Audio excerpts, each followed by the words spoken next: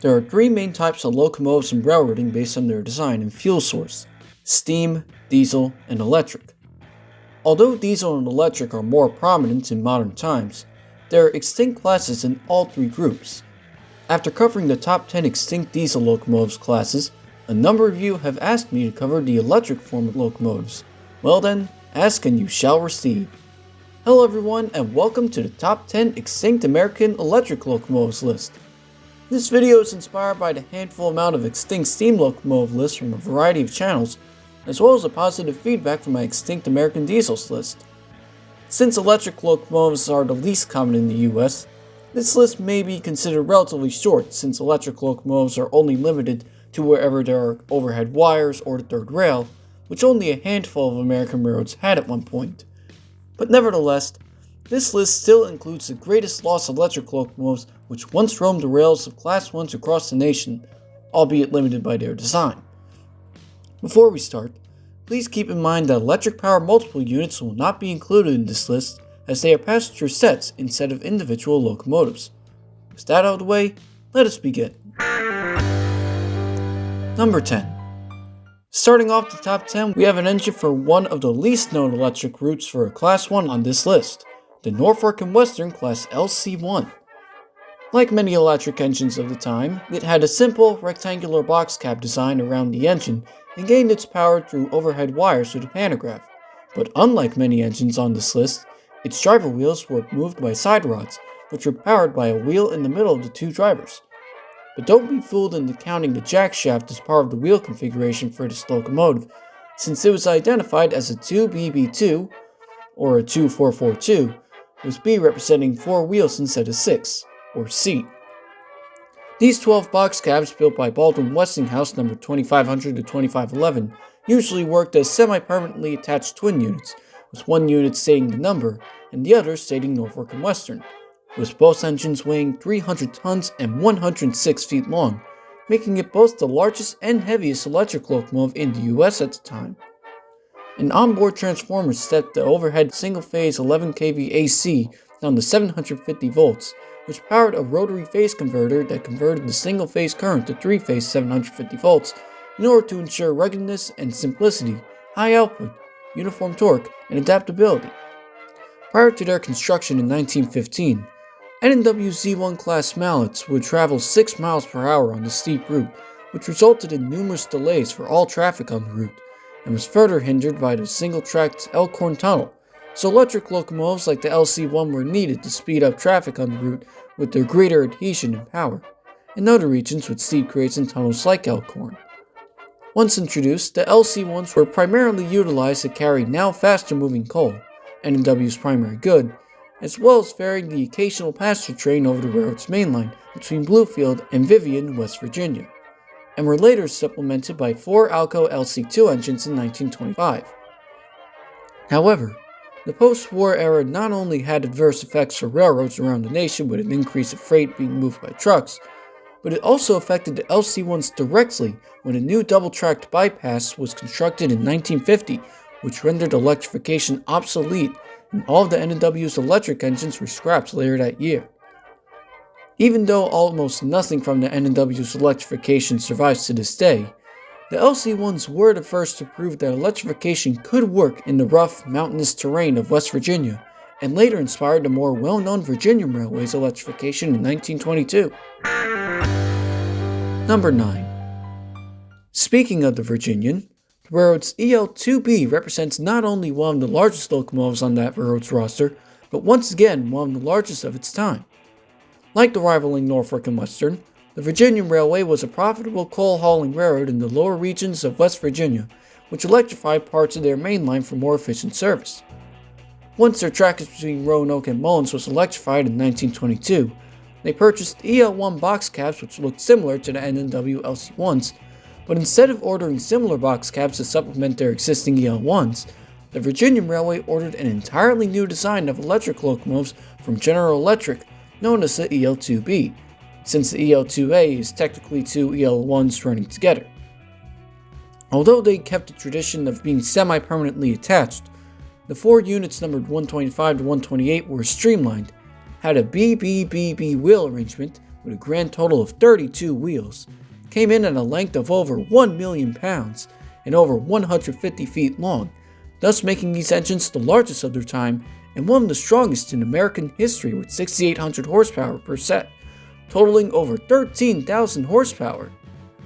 Furthermore, these units were supposed to look more like the earlier electrics built by GE, such as the Little Joe, but the final design was based on a simpler Great Northern W1 and was the first locomotive class to utilize the classic blue and yellow livery with wings on its front in mainline service. Despite their massive size and strength, these giants of the Virginia would remain in service for about 11 years until the Virginia was acquired by the rivaling Norfolk and Western in 1959, who stored the 4 engines while electric service briefly continued on the Virginia. But interestingly enough, the N&W kept some of the EL2s and renumbered them by replacing their 1s with 2s, as they were utilized for helper service, with 226 being separated for this duty until electrification was removed in 1962, and all the Virginia's electric locomotives, with the exception of ELCs number 133 and 135, were scrapped. The EL2s would be the strongest and largest electric locomotives which GE ever produced, with future electrics barely breaking 6,000 horsepower over 100 feet, thus showcasing the strength of the small but vital Virginia Railway. Number 8. This next entry combines a number of aspects from the previous two, in which it was little known, large, and worked on a mountainous region for a Class 1. The Milwaukee Road EP3 was the third passenger locomotive to be constructed for the Milwaukee Road's electrified sections of the Coast Division of the Pacific Extension to Seattle, with the class name literally meaning Electric Passenger Model 3, and was coincided with General Electric's EP2 for the 15 locomotives needed for the route, even though the 10 EP3s and 5 EP2s wasn't an even split of locomotives as ordered by the United States Railroad Administration. Nevertheless, the two engines were meant to coincide with each other, with Baldwin and Westinghouse constructing the EP3 and GE was the EP2, but the two classes couldn't be more different, with the EP3 having a different cab and nose design, arrangement of driver wheels, and most notably a quill drive, a new style of driving shaft with axles in hollow tubes which would be used on later electric locomotives such as the GG1, thus earning the EP3 the nickname Quill. Unfortunately, the EP3 majority and mechanical differences wouldn't help the Milwaukee Road in the long run, since although they were liked by crewmen for their smooth riding and strength, the EP3s were plagued with a variety of mechanical problems from their first run to their retirement in the 1950s. Since these engines had a lighter frame and a heavier weight when compared to the identical New Haven EP2s, the Milwaukee EP3 suffered from broken axles, cracked wheels, and deformed suspension springs due to its excessive weight on the trucks, and was further hindered by little to no lateral play, which caused excessive wear on the wheels. It was because of these flaws that a series of conferences were held only 3 years after the 10 units were built to discuss design changes for the problematic engine, with Baldwin suggesting the EP3s to be split into 2 permanently coupled units. However, this suggestion was ignored by the Milwaukee Road, who instead rebuilt the frames with heavier steel and added Commonwealth's Delta idler trucks to help guide the locomotive into the curves. It is also important to note that through the 5 rebuilds these engines went through, they also received a variety of paint schemes, 2 of which were exclusively worn by the EP3 class. Some engines had a jet black livery with a white outline on its side, similar to the Rock Island livery, while E11 had a unique silver and maroon livery. But despite their paint schemes and rebuilds, they were excluded from a rebuild program in the late 40s, as they were the earliest road electrics to be scrapped by the Milwaukee Road. Despite this embarrassment for Baldwin and Westinghouse, this is the only occurrence of an unreliable electric locomotive from the two companies, and the EP3s were still a common sight on the Olympian Hiawatha in the mountains in the northwest, sporting a variety of paint schemes and rebuilt parts. Number 7. Just as large as interesting as the EP3s is the first northeastern entry, the PRR L5.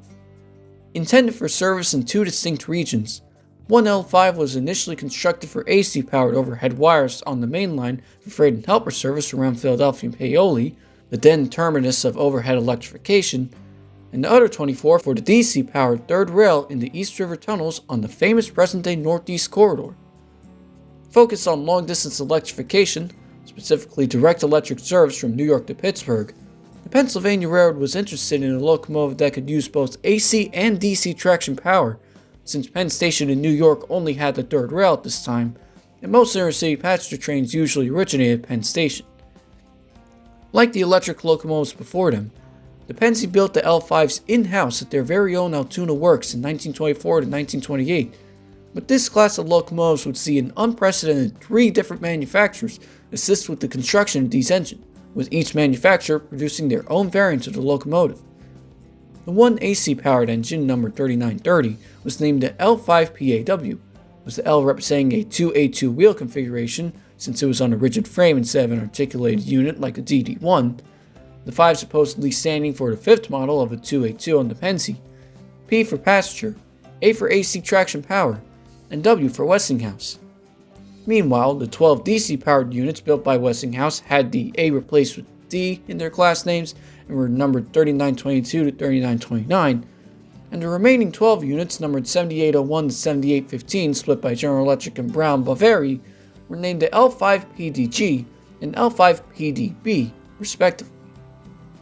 Some of the L5s would also be built with taller hoods to store more parts, including the lone AC-powered L5, as it was given 2 pantographs, but they weren't as successful as the DD1s they replaced, due to their stiff, rigid wheelbase and poor weight distribution, which made them unsuitable for the 8-mile journey between Manhattan Transfer and Penn Station, let alone inner-city routes.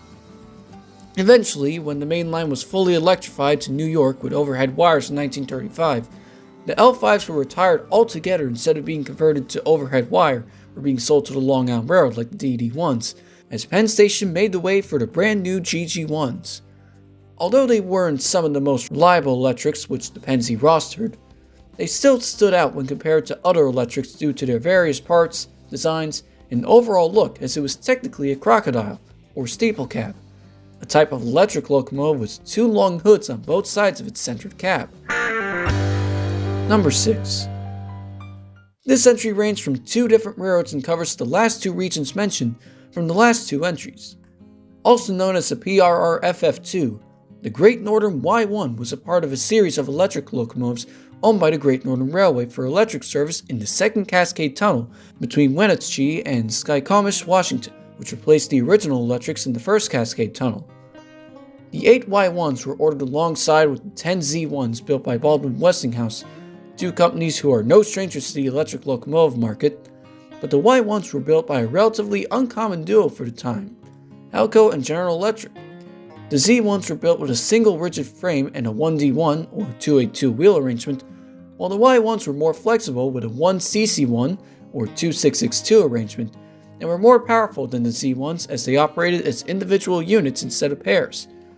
These units, numbered 5010 to 5017, pulled freight and passenger trains on the 73 electrified miles on the Great Northern's main line, and were later repainted into the iconic orange and green livery.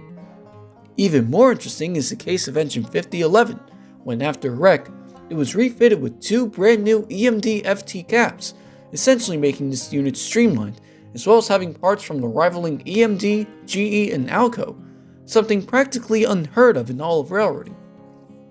Eventually, dieselization would render electric service in the Cascades Tunnel obsolete in 1956, and the Y1s were sold to the Pennsylvania Railroad as they were reclassified as the FF2 based on their wheel arrangement. But sadly, this didn't include 5011, the one unit which was streamlined and had parts from 3 manufacturers, as it was utilized as a parts unit for other EMD engines. Meanwhile, after a few modifications, the FF2s were repainted into a plain Brunswick green livery and were interestingly only numbered with 1 digit, specifically numbers 1 to 7, as they were assigned the freight and helper service west of Philadelphia until 1966, which is relatively late for an electric box cab at this time. Nevertheless, these electrics were remarkable for being the test bed for streamlined cabs, pulling flagship trains of the Great Northern in the railroad's iconic livery, and for being the Pensy's only second-hand electric locomotives with a strong 40-year service life. Number 5. Beginning the top 5 is a tie for 2 one-off engines which I've been frequently asked to cover, the EMD GM10B and GM6C. Once again, we are in the Northeast Corridor at a much later date, this time in the 1970s when most American railroads are bankrupt and struggling to compete with the trucking industry. However, while a sharp increase in oil prices meant doom for the auto industry, It also meant opportunity for American railroads, as they quickly considered a wide variety of electrification plans ranging from tunnels and local runs to entire main lines. Since the only electrified railroad with electric freight locomotives at the time was Penn Central, they were the first railroad to test the EMD GM6C, with GM standing for General Motors, 6 standing for 6,000 horsepower, and C for the CC wheel arrangement. This one of a kind was built by EMD and ASEA on an SD48S2 frame with a unique cab with a pantograph on its front side and was numbered 1975 for the year it was built.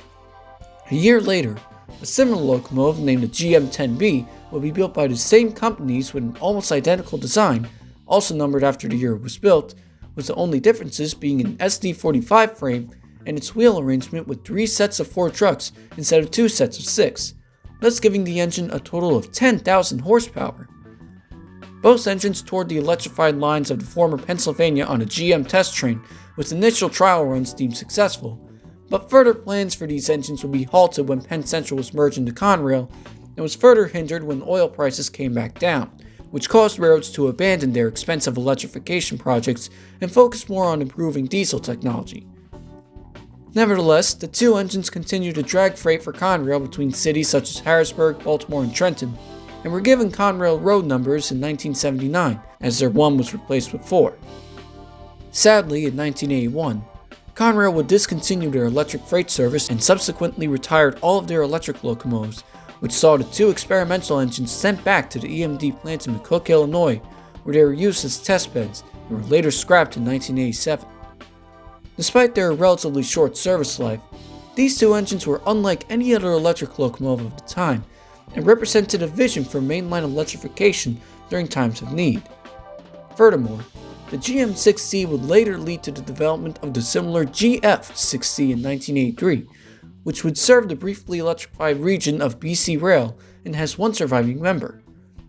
Yet, according to the rules of this video, that fact along with the 2 engines using frames of existing engines would be enough to disqualify them from the list of being extinct, but I still decided to cover them since they weren't directly rebuilt from or into an existing locomotive class, and are iconic in their own right for a variety of reasons. Number 4.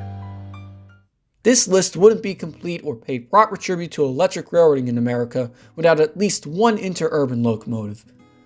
The Oregon Electric 72-tonner is one of these locomotives, which only a handful of interurban railroads rostered, since most interurbans usually roster electric-powered coaches or multiple units with the occasional steeple cab for switching of freight.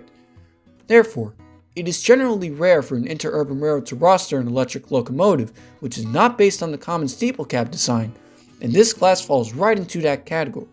Originally built for the Oregon Electric Railway to replace their aging steeple cabs in freight service, the Spokane, Portland, and Seattle built 4 of these engines from 1941 to 1944 in-house instead of contracting construction to another manufacturer.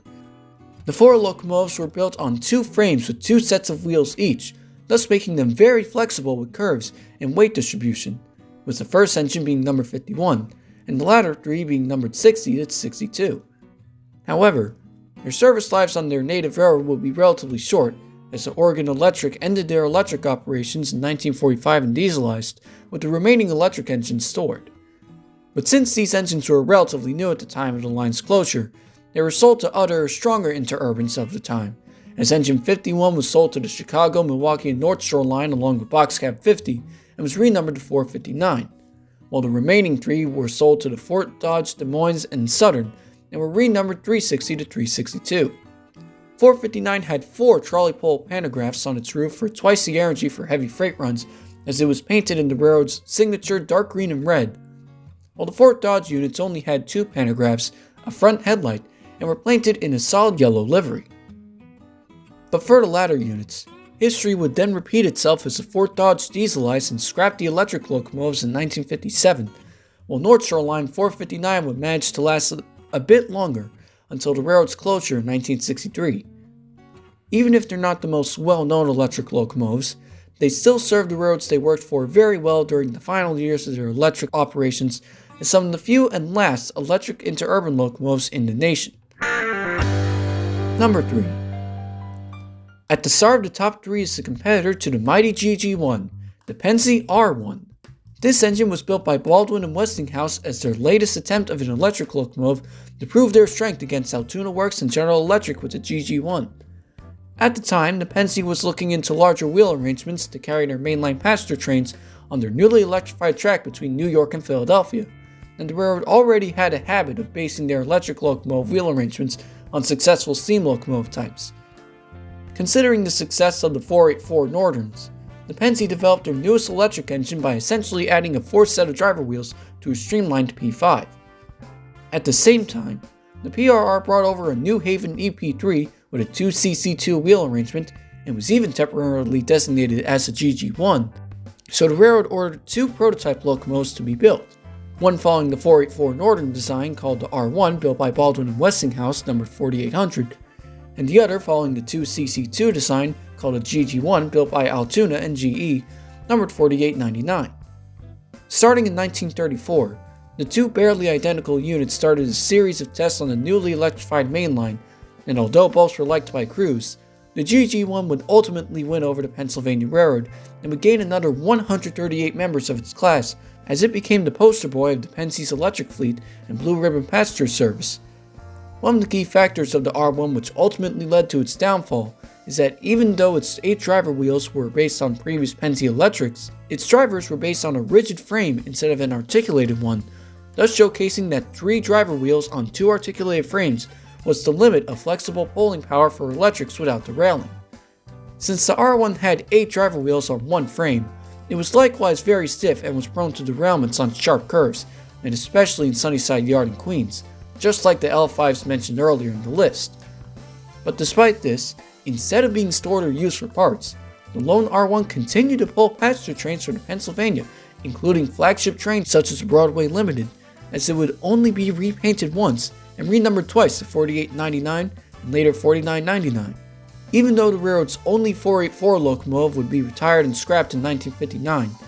its usefulness for the Pennsylvania with its 25 years service life makes the R1 noteworthy as an initially experimental engine. Number 2. As the newest and quite possibly most famous locomotive on the list, the New Haven EP5 was a flagship electric locomotive for the New Haven Railroad during its final years of operation. Built in 1954 by GE, the EP5s were the last dedicated electric locomotive to be built for the New Haven, as the 10 units numbered 370 to 379 were quickly assigned to passenger service from New Haven to both Penn Station and Grand Central Terminal, since the engines were powered through AC traction via overhead wires over Hell's Gate Bridge and into Penn Station thanks to new rectifiers, as well as DC traction via the older third rail in the Grand Central. Although these engines were more well known for leading Boston to DC through trains via Penn, as they would usually be swapped for GG1s in New York. The EP5s would also become famous in popular culture, as engine 372 made a cameo appearance in the movie titled The Man in the Gray Flannel Suit, and it was also used as a basis for a number of classic O-gauge freight sets by Lionel, who used the EP5 basis for historically inaccurate Pennsylvania, Great Northern, and Milwaukee Road electrics. In real life, the EP5s were nicknamed Jets due to the roaring sound of their main blowers, but ironically they were considered dangerous due to their poorly ventilated internal component arrangement, which caused them to overheat, despite their quick acceleration and high pulling capacity. Considering the dire financial status of the New Haven Railroad around this time, the railroad preferred the recently constructed FL9 dual-mode engines, which were cheaper to purchase and were more numerous than the EP5, as most of them were demoted to commuter service. Eventually, only 6 EP5s would see service for Penn Central in 1969, as they were renumbered to 4970 to 4979 and were reclassified as the E40, with the units being utilized for local passenger service as electric-powered through runs were operated by ex-Pennsylvania GG1s. Furthermore, the EP5s were banned by the MTA in 1973 when engine 4971 overheated and caught fire in the Park Avenue tunnels, which left the remaining engines stored. Even though Amtrak declined using the EP5s, Penn Central re-geared 4973 and 4977 for freight service, as the 2 units even saw brief use on Conrail, but they were limited to local and switching runs since they lacked multiple unit capacity and dynamics brakes, as the last of the EP5s were scrapped in 1979. Although this is a rather sad ending for relatively advanced locomotives, they were still some of the most memorable electric engines rostered by the New England Railroad, as their iconic design makes them the perfect choice as the runner-up in this list. Before we get to number 1, here are a few honorable mentions. The Great Northern W1, 24884s that pulled passenger and freight trains into Cascade tunnels as the largest single-frame electric locomotives in the US. The PRR E2B, E3B, and E3C, a series of electric locomotives built by GE, Westinghouse, and Baldwin respectively for freight service on the Pennsy, which utilized revolutionary AC to DC traction rectifiers. The PRR DD2, an experimental freight variant of the GG1 with a 2BB2 wheel arrangement, and was assigned to helper service in the Baltimore and Potomac Tunnel. The Boston and Maine 240042, a Baldwin electric locomotive which operated in the Hoosac Tunnel on the B&M main line.